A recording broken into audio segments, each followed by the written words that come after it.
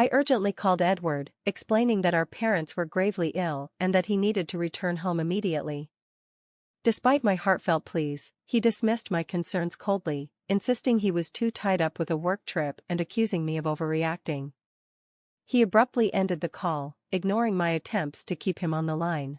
For weeks later, when Edward finally returned home, indifferent and distant, I had the painful task of telling him that he had missed both of our parents' funerals. Shocked and bewildered, he couldn't comprehend what I was saying, thinking it was some kind of cruel joke. I reminded him of the call I made, warning him about their critical health condition, and his face fell as regret washed over him, leaving him speechless. My name is Janet Rachel, a 51-year-old woman who has devoted her life to family, stepping away from a promising career in administration after marriage. My journey with Edward began in college, where we connected through our shared love for paddle. Initially, our relationship was strained. Edward, the leader of the paddle club and focused on national competitions, was harsh and demanding. He only cared about skill, not the experience, and I often found myself relegated to the sidelines, picking up balls after failing to meet his high expectations. But my frustration turned into determination. I practiced relentlessly in private, and during a practice session, to everyone's surprise, including Edward's, I successfully returned one of his challenging serves. That moment earned his respect and admiration, and for the first time, our relationship shifted from animosity to a budding connection. From that point on, my feelings for Edward deepened, despite his continued strict demeanor. I found myself falling for him, and our bond grew stronger. During one of our monthly gatherings, after a social night, Edward unexpectedly confessed his feelings for me, admitting he had fallen in love. Surprised but elated, I eagerly accepted, and we decided to keep our relationship a secret from the club to avoid disrupting the team dynamics. I was so in love that the secrecy didn't matter. Being with Edward was all I wanted. Our relationship endured beyond college, and we married when I was 23. At Edward's suggestion, I left my job to commit to being by his side. I was completely captivated by him, imagining a bright future together. Now, 25 years later, our life has settled into a more predictable routine. The excitement of our early days has given way to a comfortable, familiar life. My attention to personal style has relaxed. Where once I meticulously chose outfits and applied makeup for every date, I now favor comfort and rarely wear makeup. As a homemaker who rarely interacts with anyone outside our home, I've embraced a natural look. Reflecting on these changes, I can't help but notice how much I've changed since my younger years. I've gained weight, and my appearance now mirrors the before photos seen in weight loss ads. This shift in how I look might be contributing to the more routine nature of our relationship, and I sense that Edward now sees me less as a passionate partner and more as a maternal figure. He even makes light-hearted comments, asking for coffee in a way that feels more like a caretaker's role than a wife's. This gradual transformation in our dynamic marks a significant evolution from those early days of love and ambition. Edward's parents live just a 20-minute walk away, and they have always been kind and supportive. In return, I visit them often, eager to help, especially as their health has been failing. My father-in-law is battling a serious illness, and the doctors have given him little hope. He expressed a wish to spend his remaining days at home, and we brought him home for palliative care. The strain has been heavy on my mother-in-law, who seems increasingly worn out by the burden of caring for him. As someone who doesn't work outside the home, I've tried to step in and support, but the toll of it all is beginning to weigh on me as well.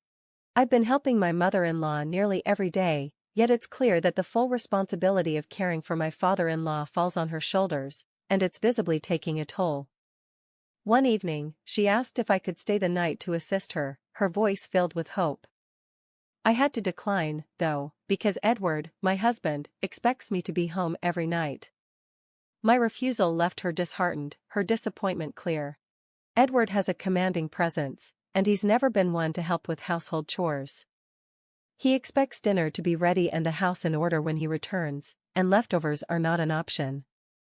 Any deviation from his expectations often leads to an intense reaction. One day, I arrived home late after helping my father-in-law, only to be met with Edward's anger. He prioritized his needs over his father's, and I remained silent, knowing that arguing would only make things worse. This dynamic has left me feeling trapped. As a homemaker, I feel guilty for not standing up to Edward or offering my mother-in-law the support she needs during this difficult time. Edward's behavior has been increasingly erratic. He often comes home late without notice, sometimes clearly intoxicated, and his excuse is always the same: he has the right to spend his money however he pleases. This pattern has left me feeling isolated, torn between my duties as a wife and my desire to support my in-laws. Despite my role at home, Edward's expectations have become harder to accept. His frequent nights out were beginning to concern me, not just for our family, but for the families of those he spent time with. Edward, with his authoritative position at work, often used his power to pressure colleagues into socializing after hours. He would boast about always going out with the same coworker, a man who lived alone and was single, claiming that his colleague was always eager for company and drinks. I tried suggesting a compromise to Edward, asking if he could inform me ahead of time about his plans so I could better support his parents, especially with his father's worsening health and his mother's increasing stress. But Edward dismissed my concerns with a laugh, insisting his outings were spontaneous and that his mother could manage on her own. He prioritized his needs over everything, even rushing me through household tasks, without regard for my feelings. Then, unexpectedly, Edward announced he was planning a 3-week trip to Thailand. I was stunned, filled with questions. He had taken the initiative to request time off work and had already thought about what he wanted to do and eat there. When I asked about the sudden trip and mentioned that I didn't have a passport, he casually replied that it didn't matter because I wouldn't be joining him. This was particularly surprising, since we hadn't even gone on a proper honeymoon. Given his usual stance on saving money, curious and concerned, I asked who he would be traveling with. His response was curt: he was going with a coworker, and then he quickly shifted the conversation to ask about dinner.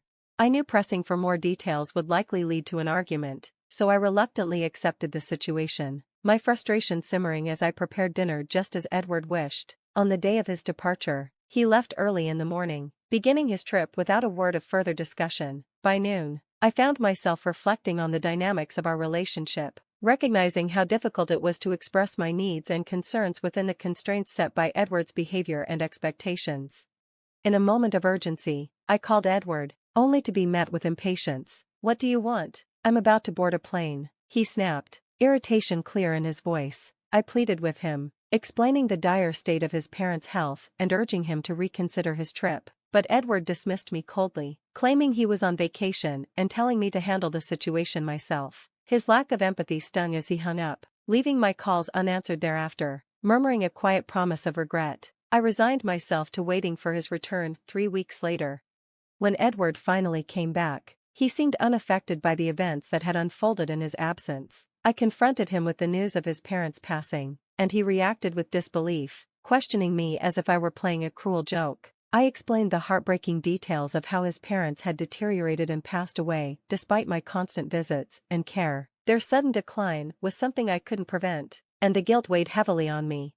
My anger toward Edward grew, fueled by the memory of his parents' suffering and his complete disregard for their well-being. It was clear he had always placed his own desires above his family's needs, a fact that was impossible to ignore in the face of such tragedy. Confronting him, I accused him of prioritizing a leisure trip over the well-being of his parents. Edward's silence spoke volumes. He seemed unable to face the reality of his choices and the consequences they had brought. In that moment, my disappointment and frustration with him were overwhelming. His carefree demeanor after returning from his vacation stood in sharp contrast to the grim situation at home, underscoring the profound selfishness of his actions. My heart ached, not just for the loss of my in-laws, but also for the realization that the man I had hoped would stand by me in difficult times had chosen himself above all else. With a hint of sarcasm, I probed further, asking about his recent 4-week getaway, suggesting it might have been with a lover. Edward, seemingly defeated, admitted to his affair with Donna, a younger coworker who, in his words, brought him comfort like nothing I could. His confession revealed that his late nights weren't spent working late but with Donna, and he boasted about her qualities in comparison to mine, arrogantly undermining my worth. What came next was even more shocking. With his parents no longer around to object, Edward bluntly suggested a divorce, envisioning a future where he could live with Donna in our home. effectively telling me to leave. The proposal hit me like a blow to the chest. Having dedicated my life to being a homemaker at Edward's request, I had no income of my own and little confidence to start over. But the realization that he had chosen his mistress over attending to his ailing parents was the final straw. With firm resolve, I left him for good. I packed only the essentials and soon found refuge in a budget motel. A week into my new reality, Edward's call broke my peace. His voice was panicked over a missing checkbook. Unfazed, I informed him that the financial documents and accounts under his name were untouched at home, only the checkbook was missing. I had taken only what was mine, the savings I had built up over time and the gifts from my family, all safely tucked away in an account in my name. It wasn't part of our joint property, and I had no obligation to share it with him. Edward, however, was desperate. He had squandered his salary and bonus on his lavish trip and was now hoping to dip into my savings to cover his recklessness. For the first time, it became clear to me just how much Edward had taken my financial stability for granted. He expected me to clean up his mess, but I refused. I suggested he get an advance from his paycheck if he needed money that badly. It was his responsibility to face the consequences of his actions, not mine. As the conversation wore on, I couldn't help but fill him in on the harsh financial reality of his parents' situation. There would be no significant inheritance coming his way. His parents had lived off their pensions, and his father's healthcare costs had eaten through almost everything they had. I also warned him to vacate their rental apartment to avoid further costs. It was a reality check he clearly wasn't ready for, and he struggled to grasp it. With a newfound sense of independence, I told Edward he was on his own. I had no obligation to support him anymore. His reaction, full of disbelief and desperation, did nothing to sway me. His previous actions had already drained any sympathy I might have had for him. I couldn't help but laugh at his situation. After all, this mess was his own doing. His affair with Donna and the way he'd thrown me out of our home without considering the financial implications had brought him to this point. His concerns about his job and the potential fallout from his affair were of no concern to me. I made it clear that he and Donna were the architects of their downfall, and I had no pity for them. Edward continued to plead, acknowledging his mistakes, but I remained unmoved. I ended the call with a final warning of regret, and that was it. Any obligations I had to him were over.